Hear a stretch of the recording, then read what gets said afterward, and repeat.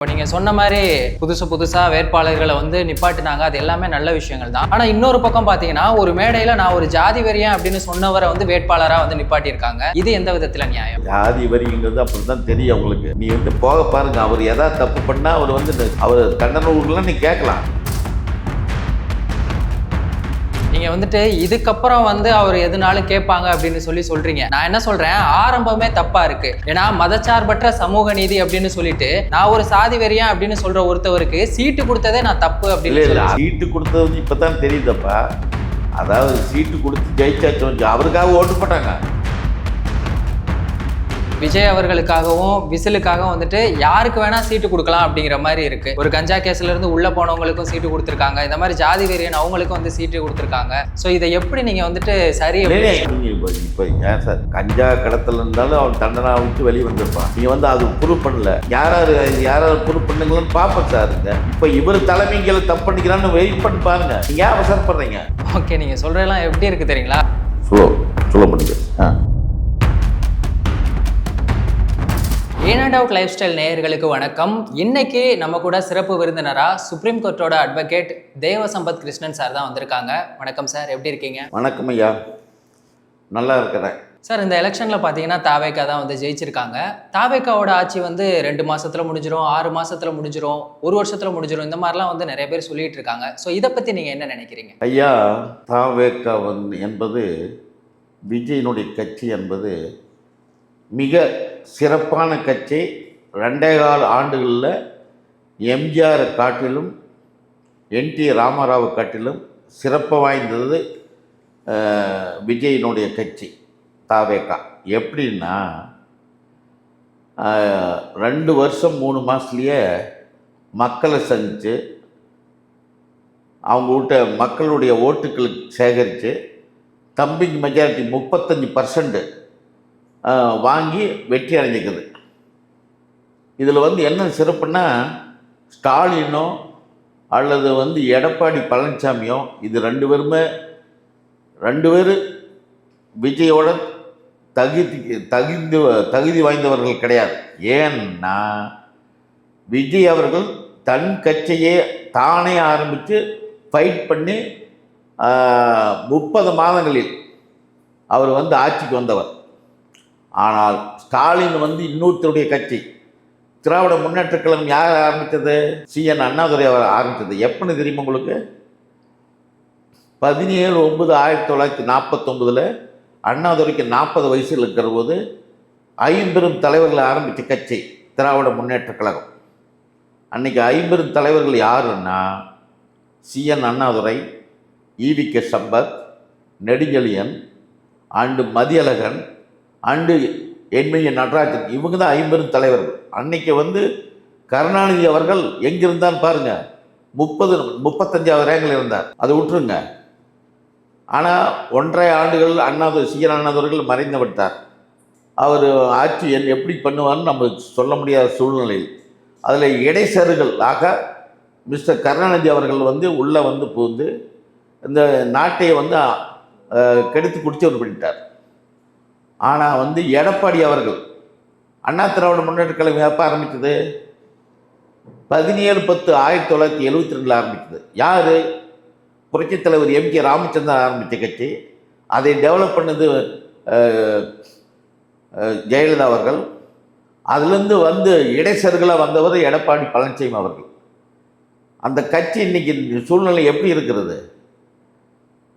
ரொம்ப இவங்க தாத்த போட்டு சொத்து நினச்சிட்டு வந்தவர்கள் அத்தனை பேர்த்தையுமே வெளியே முடுக்கிவிட்டே இருந்தார். இன்னைக்கு எத்தனாவது முறை அவர் தோற்று போனார்? 11வது முறை தோற்று போனார். அந்த கட்சியினுடைய எம்ஜிஆருடைய கட்சி எம்ஜிஆர் ஆரம்பித்த 1977 இருந்தவர் முடிசூடா மன்னனாந்தார். 1987 டிசம்பர் 24 வரைக்கும் அவரை யாரும் ஆட்ட முடியல, அசைக்க முடியல. ஆனால் இன்னைக்கு இன்னைக்கு கட்சி 11 தடவை தோற்று போன கட்சி எடப்பாடி பழனிசாமி தலைமையில். ஆனால் விஜய் அவர்கள் எப்படி இருக்கிறாரு? ஒன்லி 30 மாதம் தான், 2 வருஷம் 6 மாதத்துக்குள்ள அவர் இன்னைக்கு 35% எடுத்துகிட்டு இருக்கிறார்.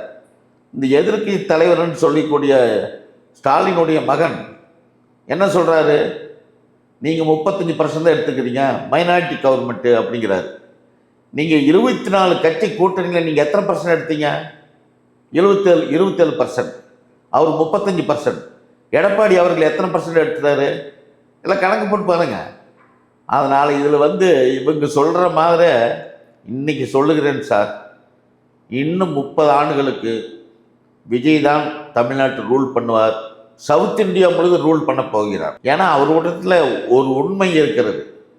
இது வரைக்கும் எந்த எடப்பாடி பழனிசாமி ஸ்டாலின் வாயிலிருந்து என்ன சொல்கிறாரு? நான் லஞ்சம் வாங்க மாட்டேன், மக்களுக்கு நன்மை செய்கிறேன், ஒரு அரசாங்க சொத்தை சாப்பிட மாட்டேன்னு சொல்லுகிறார்களா?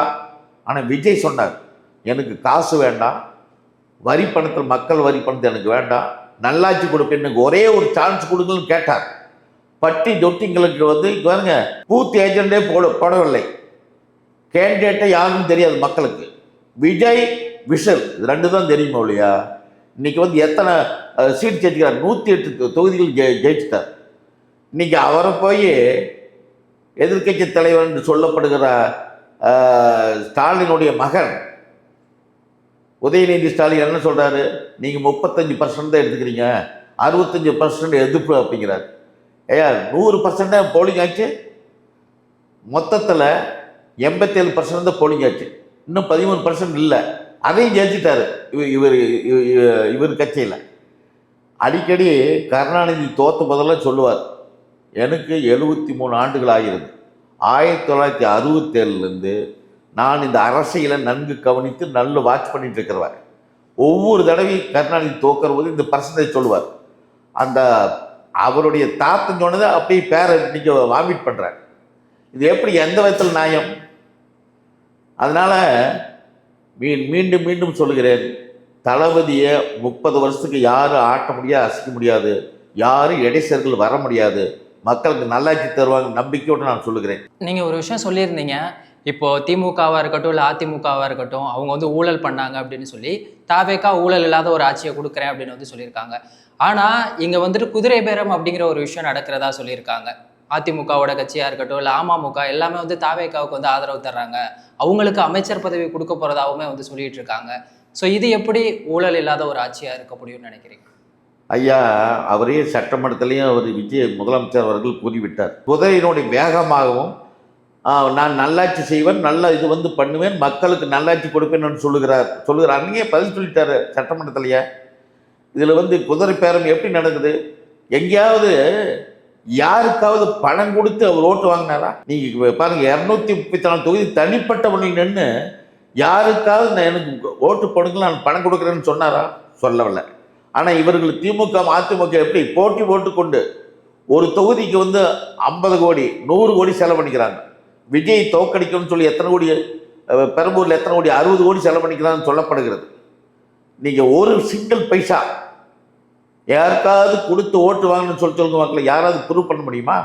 உண்மையாக இதுதான் காமராஜ் ஆட்சி மீண்டு வருகிறது. நான் காங்கிரஸ் மேன். ஆனால் காங்கிரஸ் மேன் விஜய் ஏன் விரும்பணும்னா ஒரே ஒரு வார்த்தை, எல்லாரும் எல்லாம் பெற வேண்டும். அவன் மைனாரிட்டி இருந்தாலும் சரி, மெஜாரிட்டி இருந்தாலும் சரி, இந்துவாக இருந்தாலும் சரி, கிறிஸ்டினாக இருந்தாலும் சரி, முஸ்லீமாக இருந்தாலும் சரி, மனித குலம் அத்தனை தமிழ்நாட்டில் இருக்கிற அத்தனை பேருமே எல்லாரும் எல்லாம் பெற வேண்டும் என்பதுதான் அவருடைய ஆசை. அந்த ஆசைக்காகத்தான் இவருக்கு ஒரு சான்ஸ் கொடுப்போம் அப்படின்னு நான் பல யூடியூப்புகளை போட்டேன். நான் பிஃபோர் எலெக்ஷன் போது ஓட்டிங் முன்னதுக்கு முன்னால் இதில் அடிக்கடி நான் சொல்லுவேன், இது ஒரு ரெவல்யூஷன், தமிழ்நாடு ரெவல்யூஷன். எப்படி ரெவல்யூஷன்னா, French revolution, Russian revolution, American revolution. French revolution எப்படி வந்துச்சுது? 1799 மக்களுக்கு சாப்பாடு இல்லை, பஞ்சம் பட்டினி, வி வாண்ட் பிரெட்னு ரோட்டில் ஊர்வலமாக போகிறாங்க. அன்னைக்கு லீட் பண்ணதான் நெப்போலியன் போனபார்ட். நெப்போலியன் போனபார்ட் மாவீரன், பெரிய அட்மினிஸ்ட்ரேட்டர். அவர் லீட் பண்ணி அன்னைக்கு பிரெஞ்சு ரெவல்யூஷன் 14ஆம் லூயே விரட்டி அடித்து விட்டு அவர் கிங்கானார். அதே மாதிரி ரஷ்யன் ரெவல்யூஷன், அதே மாதிரி அமெரிக்கன் ரெவல்யூஷன் எல்லாத்துக்கும் ஓட்டு வேண்டி எல்லாரும் ஈக்குவலாக ஓட்டு போடணும், எல்லாம் பெறணும்னு சொல்லியிருந்தார். அன்னைக்கு ஆபிரகாம் லிங்கன் 1758 மக்களாட்சி கொண்டு வந்தவர் அமெரிக்காவில் அவர் தான். மக்களால் தேர்ந்தெடுக்கப்பட்டு மக்களால் ஓட்டு போட்டு மக்களுடைய ஆட்சி வேணும்னு லிங்கன் அன்னைக்கு கூறினார். அதே ஆட்சி மக்களுக்காக சேவை செய்யறதுன்னு சொல்லி தான் இன்னைக்கு வந்து மக்களாட்சி கொண்டு வந்துக்கிறார் தமிழ்நாட்டில். இது வந்து சவுத் இந்தியா முழுதும் பரவும். காங்கிரஸும் ராகுலும் விஜயும் ஒன்று சேர்ந்தால் இந்தியா நாட்டை நல்லபடியாக ஆட்சி செய்ய முடியும் என்பது என்னுடைய கருத்து. நான் வந்து எனக்கு வந்து நான் 67லேருந்து இன்னைக்கு வரைக்கும் நான் அதை வாட்ச் பண்ணி கொண்டு இருக்கிறேன். நான் ஒரு காங்கிரஸ் மேன். 59 வருஷங்களில் காங்கிரஸ் ஆட்சிக்கே வரவில்லை. ஆனால் இன்னைக்கு வந்து 2 அமைச்சர் கொடுக்குறேன்னு விஜய் சொல்லுகிறார். அதை நான் பாராட்டுகிறேன். விஜயை நான் போடுகிறேன். நிச்சயமாக அவருக்கு பாருங்கள், எந்த முதலமைச்சராவது வீட்டிலேருந்து டிஃபன் பாக்ஸை சோறு கொண்டு வந்து சாப்பிட்டாங்களா? இன்னைக்கு நீ ஒரே வாரத்தில் வந்து அவர் சாப்பிட்டுட்டு வேலை செய்கிறார். நீங்கள் அதை பாராட்டணும். அவரை வந்து நீங்கள் வந்து இன்னும் மென்மேலே அவருக்கு வந்து நிறைய ஓட்டுகள் போட்டு அவர் நல்லாட்சி கொடுக்க சொல்லி அவருக்கு ஒத்துழைப்பு கொடுக்க வேண்டும். நீங்கள் சொன்னீங்கல்ல டிஃபன் பாக்ஸ் லஞ்ச் எடுத்துகிட்டு போகிறாங்க அப்படின்னு சொல்லிட்டு, ஆனால் அது வந்து ஏஐயாலே உருவாக்குன ஒரு புகைப்படம் அப்படிங்கிறது இப்போ சொல்லியிருக்காங்க. ஸோ இது எப்படி? இங்கே பாருங்க, இப்போ ஒரு சட்டம் போட்டுக்கிறாங்க, எல்லா மந்திரிகளும் சாப்பாடு இங்கே தான் வந்து சாப்பிடணும், சாயந்தரம் 6 மணி வரைக்கும் வேலை செய்ய வேண்டும், தன்னுடைய இது உண்மையான உழைப்பு கொடுக்கணும்னு சொல்லி அவர் வந்து எல்லா மந்திரிக்கும் ஆர்டர் பண்ணி 10 மந்திரிகள் போட்டுக்கிறாங்க. இன்றைக்கி நான் கூட செக்ரட்டரியேட்டில் எல்லாம் 2-3 மந்திரிகள் பார்த்துட்டு வந்துக்கிறேன். ஆனால் வந்து இன்றைக்கி வந்து எல்லோரும் கடுமையாக செய்யுங்கள் அப்படின்னு சொல்கிறாரு. ஆனால் வந்து இது வந்து சும்மா அந்த புகைப்படம்னு சொல்கிறதெல்லாம் தவறான செயல். அவங்களுடைய பொறாமையின் காரணமாக அவங்க மேலே இருக்க காழ்ப்புணர்ச்சினால சொல்லப்படுகிறது. நீங்கள் வந்துட்டு காங்கிரஸ் அப்படின்னு சொல்லியிருக்கீங்க. காங்கிரஸில் முதலமைச்சர் விஜய் அவர்களாக இருக்கட்டும், ராகுல் காந்தி 2 பேருமே சேர்ந்து நல்லாட்சி கொடுப்பாங்க அப்படின்னு சொல்லி உங்களோட கருத்தை நீங்கள் சொல்கிறீங்க. என்னோட கேள்வி என்னென்னா, இப்போ இவ்வளோ நாள் நீங்கள் வந்துட்டு திமுகவோட கூட்டணியில் இருந்தீங்க, அவங்க மூலமாக ஜெயிச்ச அந்த 5 தொகுதியை வச்சு இப்போ நீங்கள் தாவேகாவில் வந்து கூட்டணி வச்சுருக்கீங்களே, இந்த திடீர் முடிவு வந்து சாத்தியமா? ஐயா, இதுக்கு முன்னாலே எலெக்ஷனுக்கு முன்னாலேயே ராகுல் என்ன சொன்னார்? உங்களுடைய ஆட்சியிலும் அதிகாரத்தில் எங்களுக்கு பங்கு வேண்டும்னு கேட்டார். ஆனால் இவங்க என்ன சொன்னாங்க? முடியாதுன்னு சொன்னார்கள். அதுக்கு வந்து ராகுல் என்ன சொன்னார்? உங்களோட கூட்டணி வேண்டாம் அப்படின்னு பிரிஞ்சு போன போது சந்தடி தாக்கல் காங்கிரஸ் தலைமை செல்வ பிறந்தகையும் அந்த பழைய finance minister, home minister mister Chidambaram சேர்ந்து சூழ்ச்சியினால போய் சோனியா காந்தி விட்டு பேசி கொண்டு வந்து திரும்பி வந்து வேண்டா வெறுப்பா கூட்டணி வைத்தார்கள். What is the result? இன்னைக்கு இதே வந்து காங்கிரஸ் வந்து விஜயோடு சேர்ந்திருந்தால் இன்னைக்கு வந்து 20% ஓட்டு வாங்கியிருக்கும் காங்கிரஸ். இன்னும் 60 எம்எல்ஏக்கு மேலே ஜெயிச்சிருப்பார்கள். இன்னைக்கு வந்து இந்த மாதிரி மைனாரிட்டி கவர்மெண்ட்டே நடந்திருக்காது, மெஜாரிட்டி கவர்மெண்ட் வந்திருக்கு. அதுக்கு மூல காரணமே இடைச்சர்கள் தான் காரணம். உள்ளுக்குள்ளே இருந்தே சில வேலை பார்த்துட்டாங்க காங்கிரஸ்காரர். நீங்கள் சொல்கிறதெல்லாம் ஓகே தான். இப்போ தாவேகாவுக்குன்னு ஒரு கொள்கை இருக்குது. திராவிடமும் அவங்களோட கொள்கைங்கிறாங்க, தமிழ் தேசியமும் அவங்களோட கொள்கை அப்படிங்கிறாங்க. தமிழ் தேசியத்துக்கு எதிராக இன்னைக்கு கூட மே 18 தமிழ் இன படுகொலை நாள். காங்கிரஸ் வந்து தமிழ் இனத்துக்கே பண்ண துரோகத்தை வந்து நம்மளால் மறக்க முடியாது.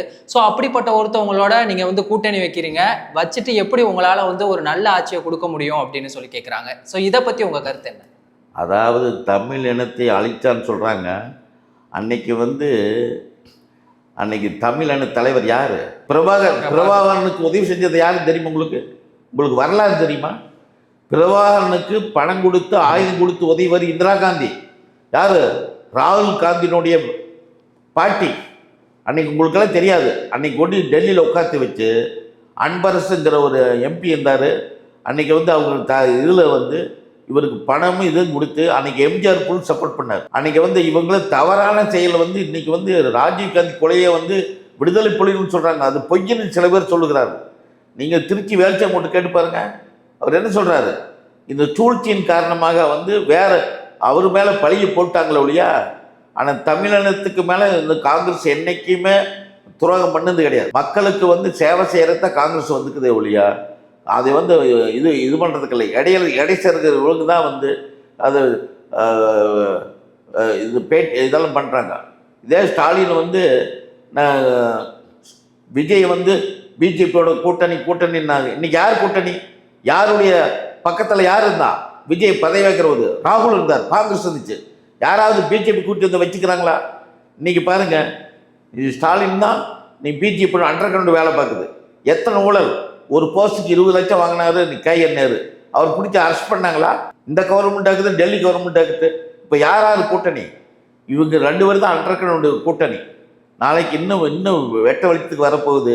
விஜய் சொல்லுகிறார், இவங்க 2 பேர் விரைவில் 2 பேர் கூட்டணி வைப்பாங்க. வருகின்ற 2029 பிஜேபி திமுக கூட்டணி வைக்க போகுது அப்படின்னு சொல்லுகிறார். பொறுத்திருந்து பார்ப்போம். ஓகே, இப்போ பிப்ரவரி 2026 வந்து இடைக்கால பட்ஜெட் எல்லாமே வந்து ரிலீஸ் பண்ணிட்டாங்க. அது தெரிஞ்சுதான் தாவேகா தலைவர் இப்போ முதலமைச்சர் விஜய் அவர்கள் வந்துட்டு பிரச்சாரத்தில் வந்து தேர்தல் அறிக்கையெல்லாம் வந்து சொல்லியிருந்தாங்க. 6 சிலிண்டர் தர்றேன், இந்த மாதிரி 2500 ரூபா மகளிர் உரிமை தொகை, அது எல்லாமே. ஆனால் இப்போ என்ன சொல்றாங்க, கஜானா வந்து காலி ஆயிடுச்சு, கஜானாவை காலி பண்ணிட்டு போயிட்டாங்க அப்படின்னு சொல்லிட்டு எல்லாமே தெரிஞ்சுதான் தேர்தல் வாக்குறுதியை வந்து கொடுத்தாங்க. தாவேகா சொன்ன அந்த தேர்தல் வாக்குறுதியெல்லாம் அவங்க பண்றது சாத்தியமா? சார், உள்ளுக்குள்ள வந்து வெள்ளை அறிக்கை விடுகிறேன்னு சொல்றாங்க. இப்போ தான் 1 வாரம் ஆகிறது. அங்கே என்னென்ன காலி, என்னென்ன பிரச்சனைகள் என்பது அவர் பார்த்துட்டு வெள்ளை அறிக்கை விடுவார். ஆனால் நிச்சயமாக வந்து விஜய் வந்து நல்லாட்சி கொடுப்பாரு. அது ஃபைனான்ஸ் வந்து என்னென்ன ப்ராப்ளம் எல்லாம் எடுத்து மக்களுக்கு வந்து நிறைய கனி வளம் பொறிந்தது தமிழகம். அதனுடைய வந்து லஞ்சம் வாங்காத அரசாங்க அதிகாரிகளும் பிஸ்னஸ்மேனு கரெக்டாக இருந்தாவே நல்ல வருமானம் வருகிறது. அதை கடனையும் கட்டி நாளைக்கு நல்ல மக்களுக்கு சேவை செய்ய போகிறார். நீங்கள் பொறுத்திருந்து பாருங்கள். அவருக்கு ஒரு டைம் கொடுங்க, ஒரு 3 மாதம் 6 மாதம் டைம் கொடுத்து பாருங்கள். நிச்சயமாக அவர் நல்லாட்சி கொடுப்பார், கரெக்டாக இது பண்ணுவார். எல்லாத்துக்கும் லஞ்சமில்லாமல் வேலை, இளைஞர்களுக்கு நல்ல வழிகாட்டுதல், வீடு இல்லாதவருக்கு வீடு நிச்சயமாக கொடுப்பார்.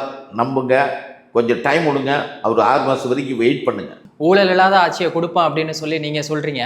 ஆனா தாவேகாவுக்குள்ள இருக்கவங்க யாரு? ஆதவ் அர்ஜுனா அவர்கள் லாட்டரியில பண்ணாத ஊழல் கிடையாது. செங்கோட்டையன் அவர்கள் ஊழல் பண்றாங்க.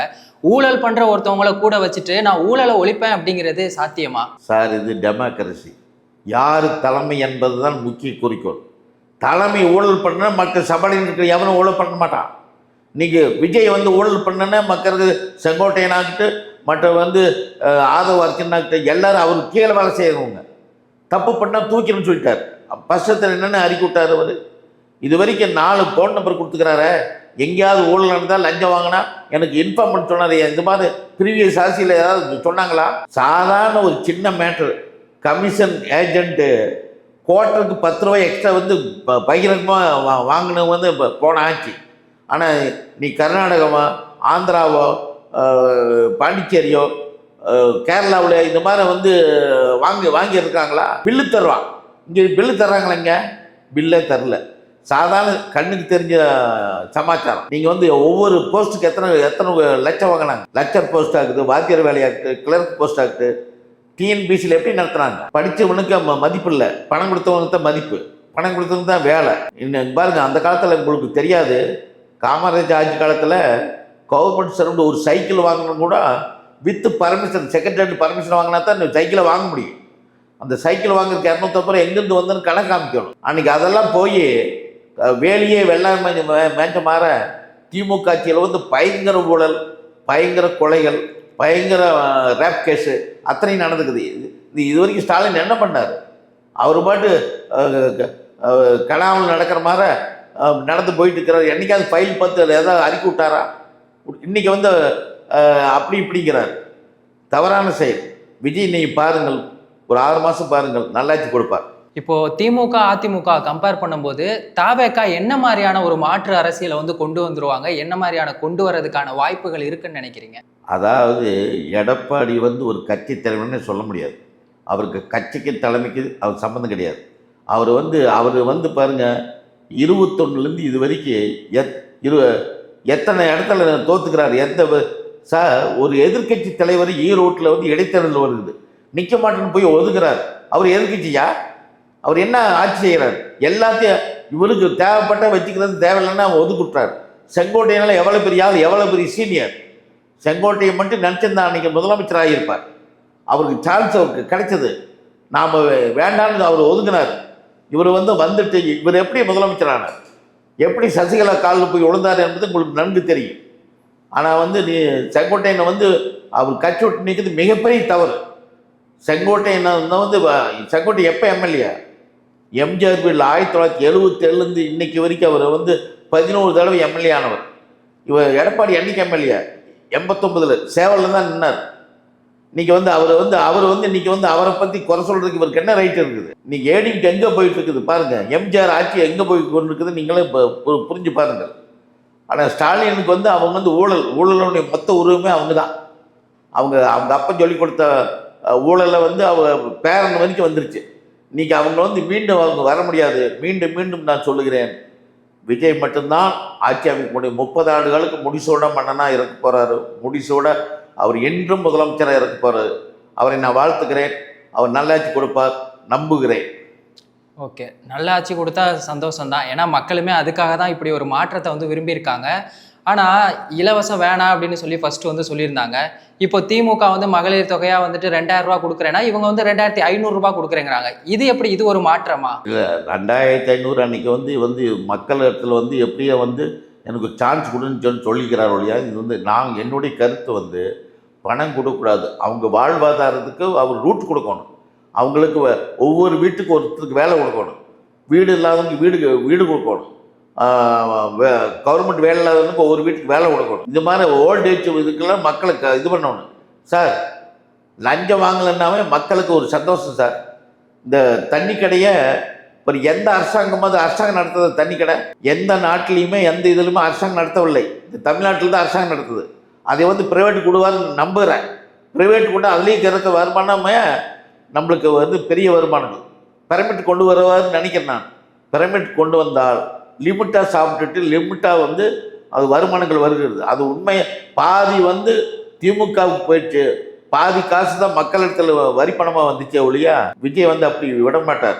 நியாயமாக நடப்பார். அவருக்கு தேவையில்லை. அவருக்கு he was enjoyed more and more. இந்த பணமெல்லாம் அவருக்கு தேவையில்லைன்னு அன்றைக்கும் சொல்கிறார், இன்றைக்கும் சொல்கிறார். கடுமையாக உழைக்கிறார். ஆனால் வந்து மக்களுக்கு நல்லது செய்யணும்னு ஆசைப்படுகிறார்.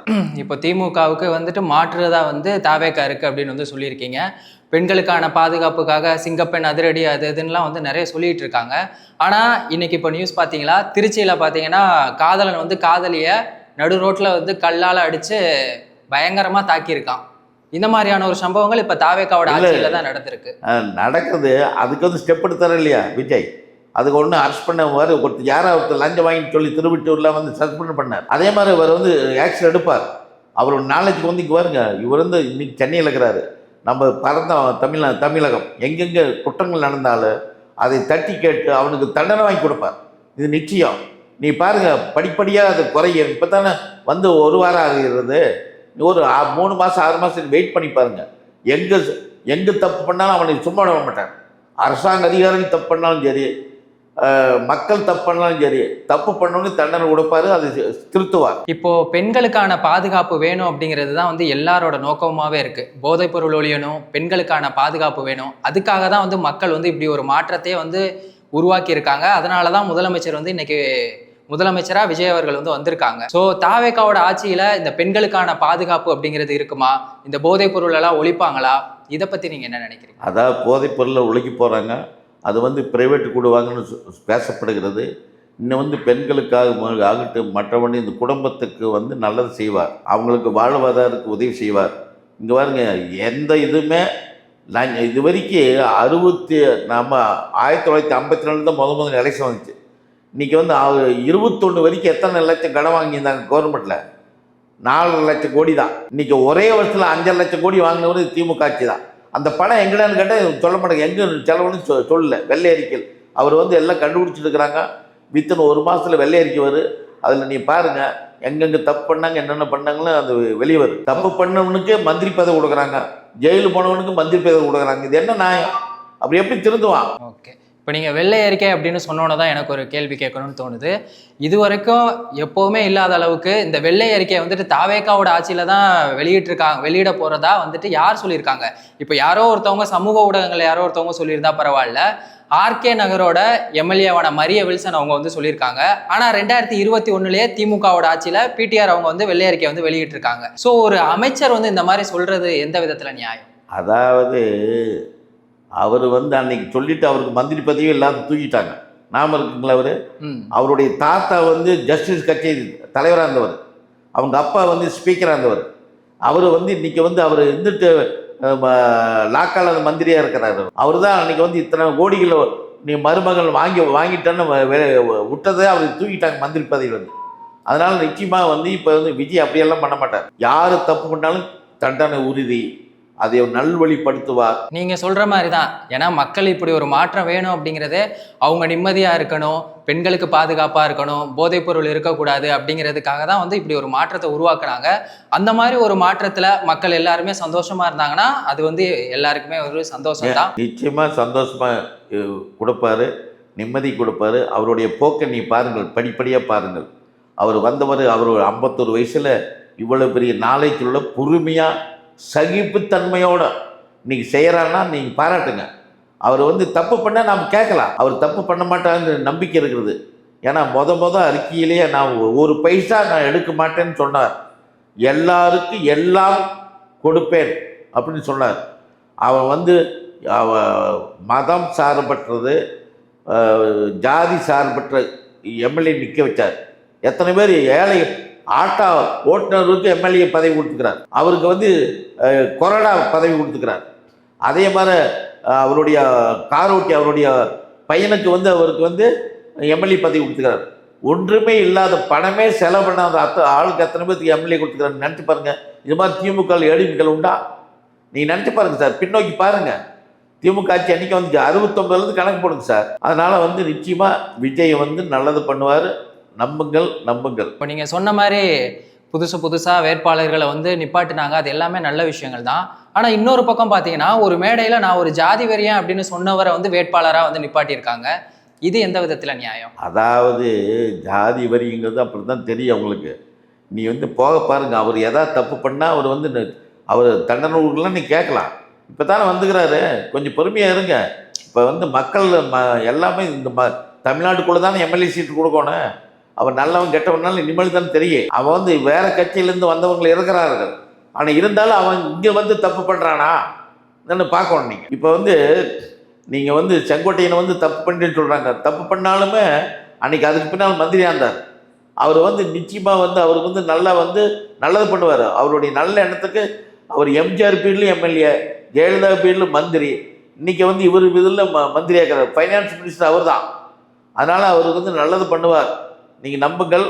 நீங்கள் எதிர்காலத்தை கொஞ்சம் பொறுமையாக இருந்து பாருங்கள். நீங்கள் வந்துட்டு இதுக்கப்புறம் வந்து அவர் எதுனாலும் கேட்பாங்க அப்படின்னு சொல்கிறீங்க. நான் என்ன சொல்கிறேன், ஆரம்பமே தப்பாக இருக்குது. ஏன்னா மதச்சார்பற்ற சமூக நீதி அப்படின்னு சொல்லிட்டு நான் ஒரு சாதி வெறியன் அப்படின்னு சொல்கிற ஒருத்தவருக்கு சீட்டு கொடுத்ததே நான் தப்பு அப்படின்னு இல்லை. அதாவது சீட்டு கொடுத்தது வந்து இப்போ தான் தெரியுதப்பா. அதாவது சீட்டு கொடுத்து ஜெயிச்சாச்சு, அவருக்காக ஓட்டு போட்டாங்க. விஜய் விசிலுக்காக ஓட்டு போட்டாங்க. இன்றைக்கி வந்து இனிமேல் அவர் வந்து இவர் வந்து தலைமையின் கீழ் தப்பு பண்ண கேளுங்க. திரும்பி அதை நம்ம அது கேட்க வேண்டாம். அது வந்து ஒரு 6 மாதம் விட்டு பாருங்கள் சார். திரும்பி அவர் தப்பு பண்ணால் நீங்கள் கேளுங்க. அவர் தண்டனை கொடுக்குறாங்க இல்லை கட்சி விட்டு நிற்கிறாருன்னு பார்ப்போம். நீங்கள் பொறுமையாக பாருங்கள். ஓகே, நீங்கள் சொல்கிறதெல்லாம் எப்படி இருக்குது தெரியுங்களா? இப்போ விஜய் அவர்களுக்காகவும் விசிலுக்காகவும் வந்துட்டு யாருக்கு வேணால் சீட்டு கொடுக்கலாம் அப்படிங்கிற மாதிரி இருக்குது. ஒரு கஞ்சா கேஸ்லேருந்து உள்ளே போனவங்களுக்கும் சீட்டு கொடுத்துருக்காங்க. இந்த மாதிரி ஜாதி வெறியன் அவங்களுக்கும் வந்து சீட்டு கொடுத்துருக்காங்க. ஸோ இதை எப்படி நீங்கள் வந்துட்டு சரி அப்படின்னு சொல்லி, அதாவது நீங்கள் இப்போ ஏன் சார் கஞ்சா கடத்தல் இருந்தாலும் அவன் தண்டனை விட்டு வெளியே வந்திருப்பான். நீங்கள் வந்து அது ப்ரூவ் பண்ணல. யாராவது ப்ரூவ் பண்ணுங்களான்னு பார்ப்போம் சாருங்க. இப்போ இவர் தலைமைகளை தப்பு பண்ணிக்கிறான்னு வெயிட் பண்ணி பாருங்கள். நீங்கள் ஏன் அவசரப்படுறீங்க? அதனால் கொஞ்சம் பொறுமையாக இருங்க, பார்க்கலாம். அவர் என்ன பண்ணுவார்னு பார்ப்போம். அப்புறம் கேள்வி கேட்போம் விஜய். கண்டிப்பாக. ஏன்னா நல்லது பண்ணால் அவங்கள வந்துட்டு நம்ம வந்து பாராட்டுற மாதிரி, கெட்டது பண்ணால் அதை எதிர்த்தும் கேள்வியும் கேட்கணும். அதுதான் வந்துட்டு நம்மளோட ஜனநாயக கடமை. அது வந்து எல்லாருக்குமே அந்த உரிமை இருக்கு. இவ்வளோ நேரமா நான் கேட்ட எல்லா கொஸ்டினுக்குமே ரொம்ப பொறுமையா பதில் சொன்னதுக்காக உங்களுக்கு வந்து ரொம்ப பெரிய நன்றி. நன்றி. நீங்கள் வந்து இந்த ஊடகம் மூலமாக என்கிட்ட கேள்வி கேட்டதுக்கும், இந்த விஜயாட்சி நல்லாட்சி கொடுப்பாருன்ற நம்பிக்கையோடும் நான் வந்து அவர் வாழ்த்துகிறேன். நிச்சயமாக நல்லாட்சி கொடுப்பார் என்று கூறி இந்த வாய்ப்பு அளித்ததுக்கு வாடிக்கையாளர் அத்தனை பேர்த்துக்கும் நன்றி கூறி விடைபெறுகிறேன். நன்றி, வணக்கம்.